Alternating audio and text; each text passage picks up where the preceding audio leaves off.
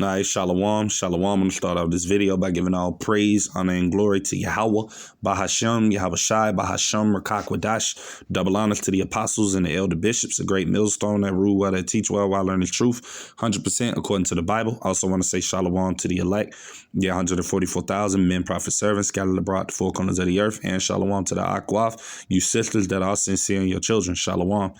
And then today's video is going to be a quick update video.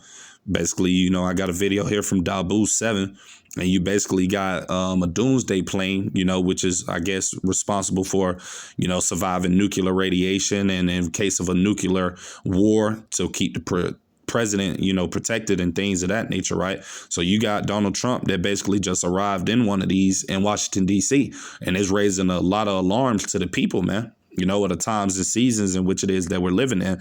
And we know the time in which we're living in because the Lord have already given us that, right? And I'm going to go to that. I bring the scripture out a lot, but this is the time that we're in. So, we got to constantly bring out these same precepts to ultimately, allow the new brothers and sisters that ultimately could be coming along to see what time it is in which we're living in. Because everybody don't see the times in which we're living in. They can't measure the times diligently and know that we're in some very deadly, serious times, right? So this is Ecclesiastes chapter 3, and I'm going to go straight to the point. Verse 8, it said a time to love and a time to hate, a time of war and a time of peace, right? So we're living in that time now of war, man. And that's why you see so many different escalations happening around the world with all of these conflicts that are brewing up. That's why you see this man, Donald Trump, now ultimately flying in a nuclear plane, making his landing in Washington, because they're preparing for these times that they know we're about to come into, man. They know that World War III is amongst us, man, and that is fastly approaching, right? And I'm going to go to a precept just to prove that, right, through the Spirit. This is Revelations chapter 11, right? And I'm going to start at verse 14. It said, the second woe was past, talking about World War II, has already occurred, right? And it said, and behold, the third woe cometh quickly. And that's why you see all of these preparations. That's why you see the United States sending aircraft carriers over there to Iran. That's why you hear all of these talks of, Donald Trump telling Iran that they got 14 days to come up with a nuclear deal or a negotiation, or there's going to be war, and all of these different types of things, right? Because it's coming. That's what time we're in, right? So I'm going to get into this video so we can basically listen to what it is the guy is saying. But before I start the video, I'm going to say fair use. Fair use. I'm not getting paid for this video. This is only for educational purposes only. This is Doomsdays 7. We have the Air Force deploying the nuclear Doomsday plane to Joint Andrews. And this happened here this week. And this is fueling speculation of a potential U.S. role in this Israel-Iran crisis. Now, the E-4B Night Watch landed in the area, and then people seeing this speculation started to grow, and it gave off a different signal as well. When doing its normal operations, it uses Order 6. Instead, this time it used Order 01, which may seem minute, but when things change in this degree, it could signal things going live, not just a drill. The last time that this was used, notably, was on September 11th of 2001. This E-4B Doomsday plane is a militarized Boeing 747. It serves as the National Airborne Operations Center, and it's a key component of our National Military Command System for the President, the Secretary of Defense, and the Joint Chiefs of Staff. In a national emergency or loss of ground command, the aircraft provides as a highly survivable command, so to speak, in the air.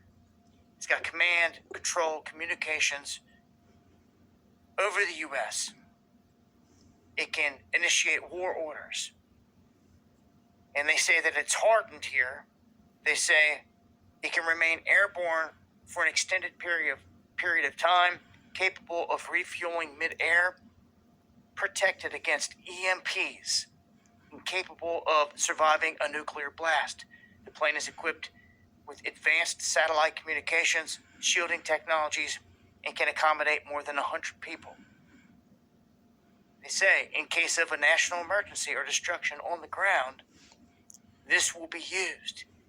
Again, the timing, the fact that it's being moved there, some could say, well, they're flexing for sure. They're definitely flexing by doing this, but are they getting it ready for something? I told you.